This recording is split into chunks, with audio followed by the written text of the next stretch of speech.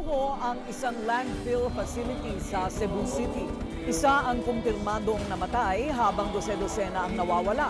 Hindi naman daw titigil ang paghahanap sa kanila. Yan ang agenda report ni Marian Uy.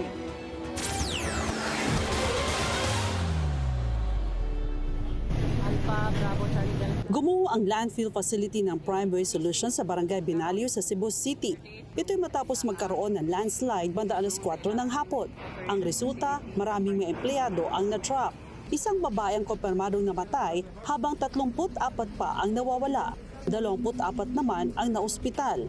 Kagabi, kausap ni Cebu City Mayor Nestor Archival ang mga kamag-anak na nagtungo agad sa lugar matapos mabalitaan ang trahedya. Hindi mo na ito karon, mao na masiguro na ito na makuha na ito sila sa ilalong. Mami, buhay pa sila. Maliban sa mga kamag-anak, nakausap na rin agad ng alkalde ang management ng pribadong landfill. May higit 100 empleyado ang Prime Waste Solutions.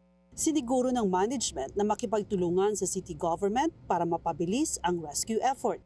Ang atong focus karon is ang rescue. January 9, 10, and 11 mauna ang span sa atong gitanaw nga rescue operation. Okay. And we are hoping na before that date makuha na nato ang 34 kabuok mga tao nga naa pa sa sulod. Buong araw ngayon patuloy ang operation at sa kuha ng Cebu City Fire Station makikita ang lawak ng landslide kung saan natabunan ang landfill facility. Para sa agenda, Marian Uy, Billionaire News Channel, Cebu. Manatiling nakatutok sa Billionario News Channel. Sumubaybay sa aming social media accounts at mag-subscribe sa aming YouTube channel para sa mga bago at eksklusibong balita.